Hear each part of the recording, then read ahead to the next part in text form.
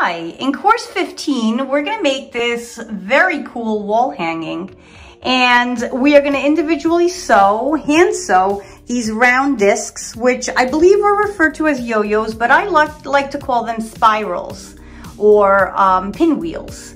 So what's different about this course is that we are not going to download a pattern, but we're going to use a household item for the pattern. So for example, you're gonna go find yourself a lid. I'm using the lid of a wok, or you can use the lid of a pot, or the lid of a pan, or skillet, or whatever you want as your template.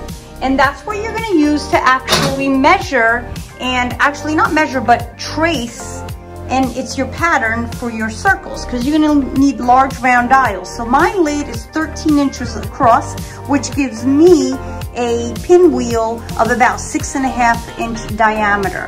All right, so then it's up to you how many of these that you make, and the design and really the size of your wall hanging. So you could make your wall hanging longer, you can make it wider, you can just make it 2 rows. It's whatever you want it to look like.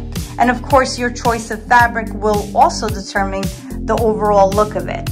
All right, so I just used this type of polyester, which has a little bit of stretch to it, and I had a lot of it, so I figured this would have been a good project for it. Let me show you something else I made in the same method. So here I made a large cover for my bed, and it's just decorative, nothing to keep warm, just to make my bed pretty. And I made it the same exact way as I made my wall hanging, but instead of using the wok lid as a template, I used the CD, which of course is much smaller. So they gave me these discs, or these pinwheels that are tinier, much tinier. All right, and yes, it took me a really long time to put this together and make it, but it was just something I worked on for a couple of years while I was still studying, so I couldn't just focus on my quilts here. But you'll see here that this is a very free and like eclectic collection, meaning it's like there's all kinds of colors in here, there's no rhyme or reason, and I just wanted like something super colorful and cool. So what you decide to make is up to you. Maybe you make a small blanket, or maybe you make a wall hanging, but I'm going to show you how to do it.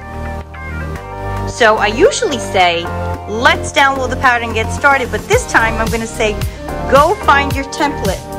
Go find your large skillet cover or pot lid, or whatever it is that you want to use to trace your fabrics. This tutorial is a little different in the sense that I am just going to show you how to make these sort of pinwheels, or I believe they're even called yo-yos.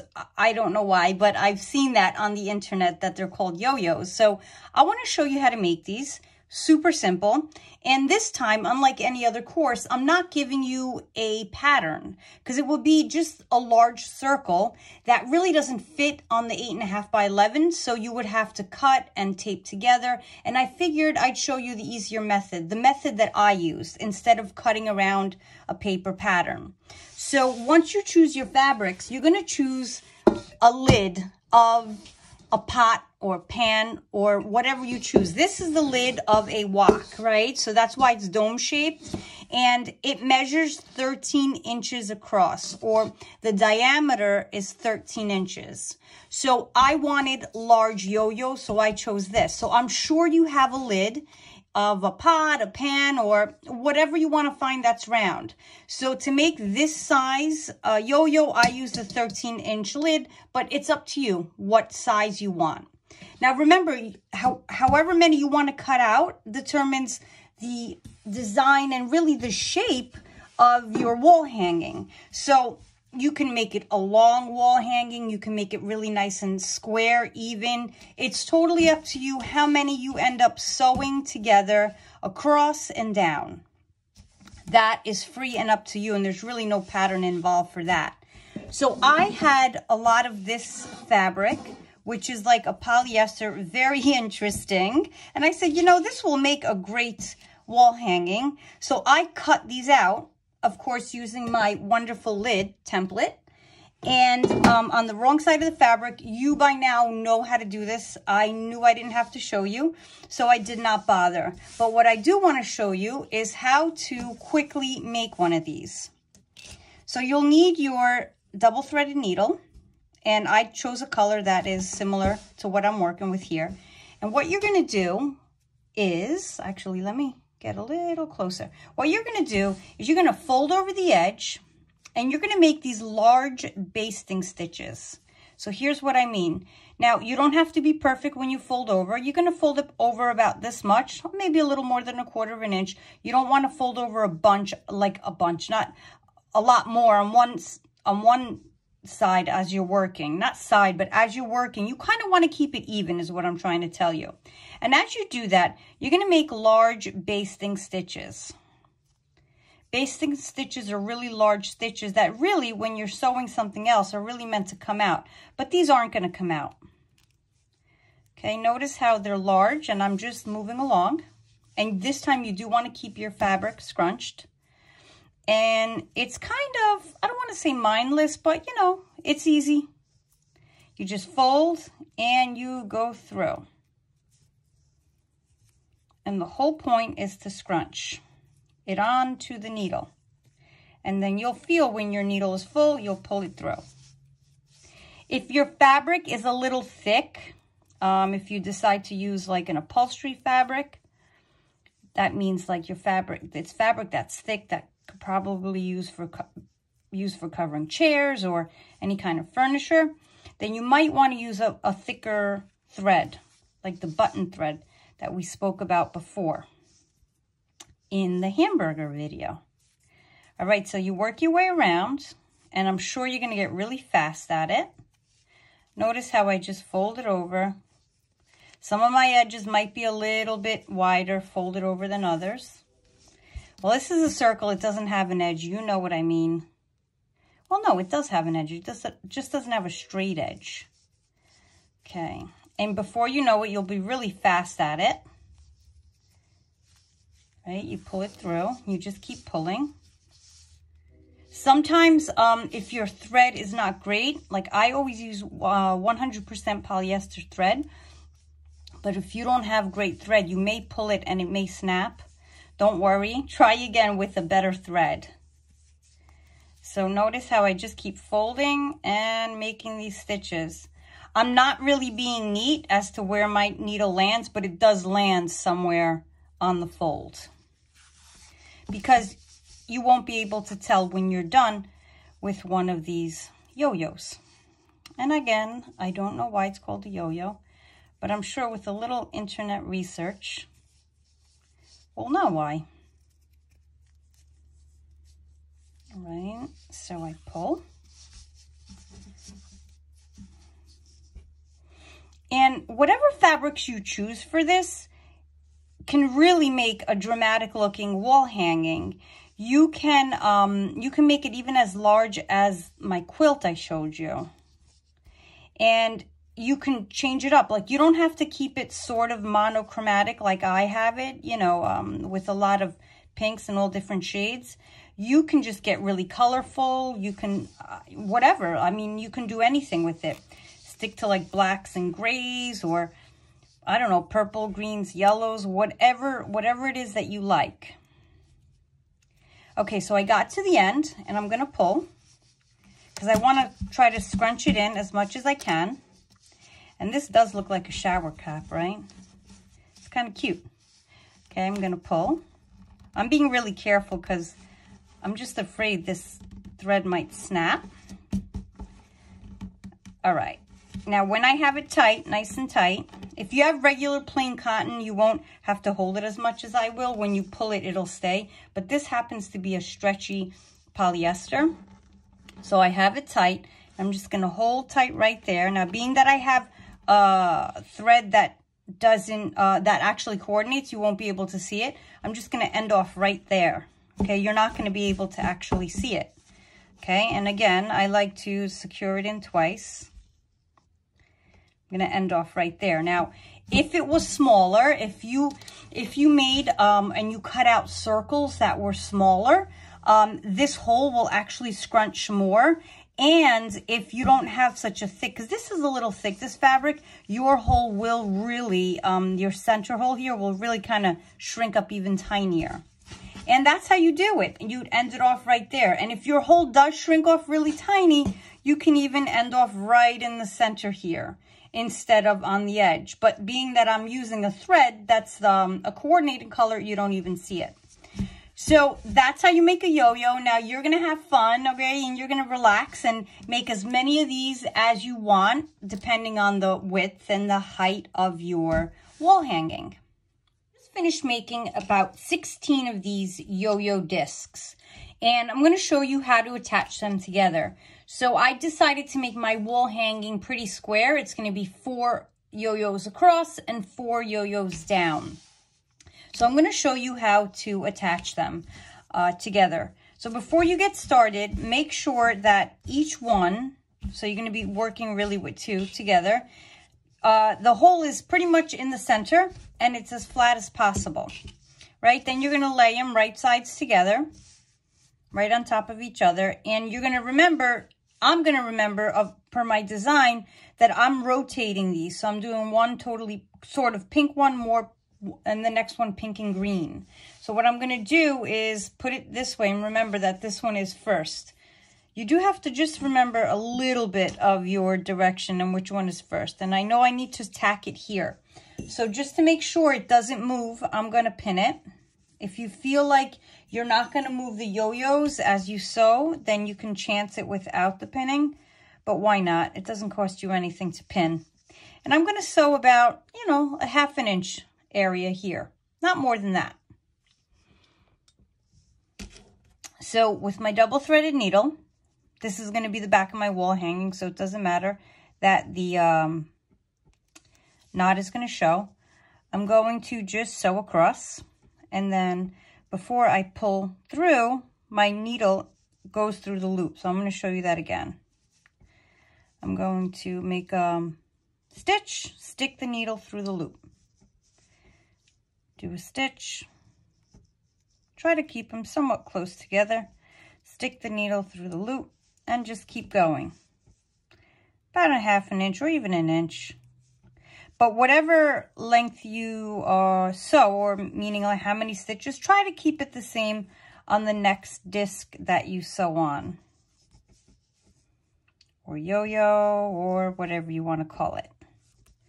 All right, so that's going to be my last one. So I'm going to just double that one, meaning I'm going to go right over it or right through that last stitch and make an extra one just to ensure it. So before I even cut it off, I'm going to check how it looks. That looks great. And it's attached and you see nothing in the front. So I'm going to continue this method to attach the other 2. So I have my top row. So before I attach my third one, and I say third because I'm only putting 4, I want to make sure that I know that my first one is here and my second one is here. This is the order I want. Meaning, you know, maybe you're doing something else and then, you know, you accidentally sew it onto the wrong side. So you don't want to do that. But like my quilt that I showed you in the beginning, that one was very free and sort of like organic, I should say. And I just put any which one wherever I wanted. So if you're doing a design like that, then of course you don't have to double check. But I double check because I know I'm rotating these patterns that I have here. So I'm going to try to eye it and say, okay, this is pretty much right up here to stay straight. And I'm going to do the same thing. I'm going to make this sort of blanket stitch.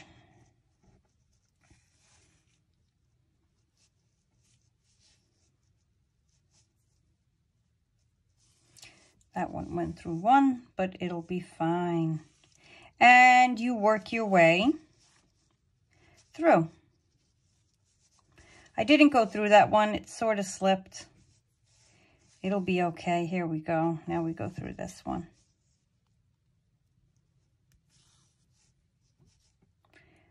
I didn't go through that one either. Shame on me. What's happening here? Okay, there we go. And this is such an easy project to do and make and put together, you know, maybe yours isn't a wall hanging, and maybe you decide to make a large blanket for your bed as well. It can be anything. I called it a wall hanging, but of course you can do anything with it. And it's really up to you, the design, depending on your fabrics that you choose and the size of your yo-yo discs. All right, so this is coming along. And then, of course, I'm going to put my fourth here. And then I'm going to work this way. All right, so as I build down, I'm going to do the same thing and attach from here. So I am building across. I'm doing, as I mentioned before, 4 across and 4 down. And I just wanted to show you this part just in case you may find it confusing. I doubt you will, but just in case. So now you have 2 points to connect your disc yo-yo. So as you start putting it here, sort of in a corner, you have to connect from here and there. And it really doesn't matter if you decide to do it this way first and then bring it over and sew it that way.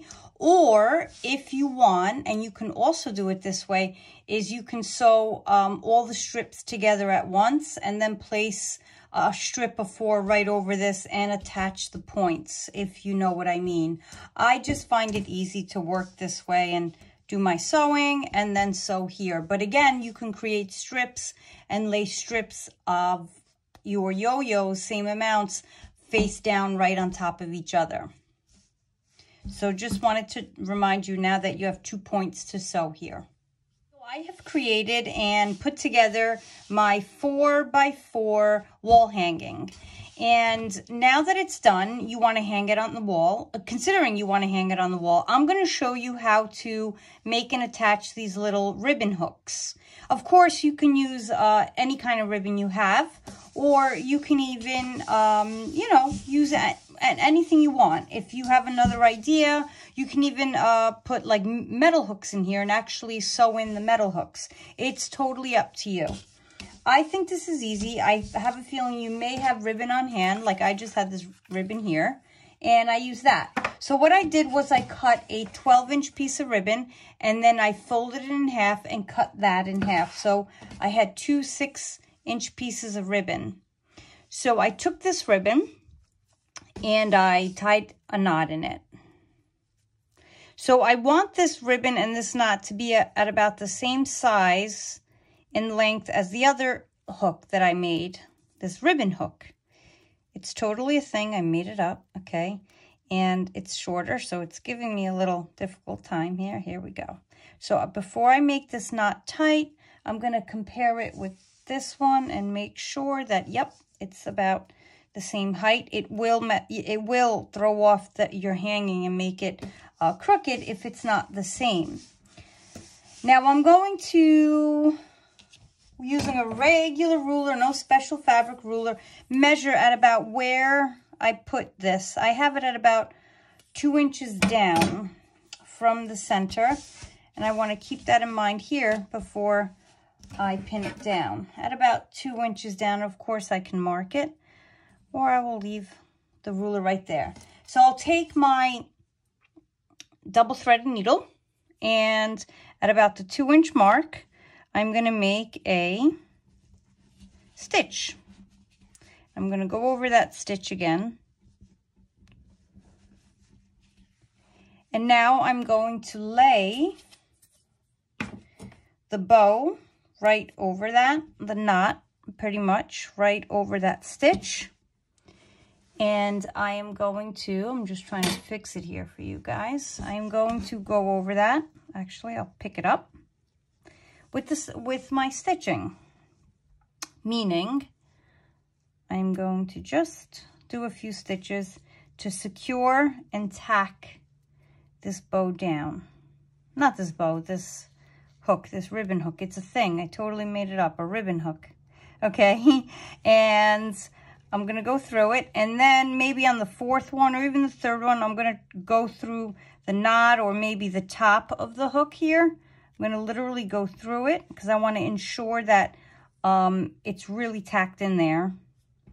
You could do it again if you want, if you feel like you need to. And then you can end off.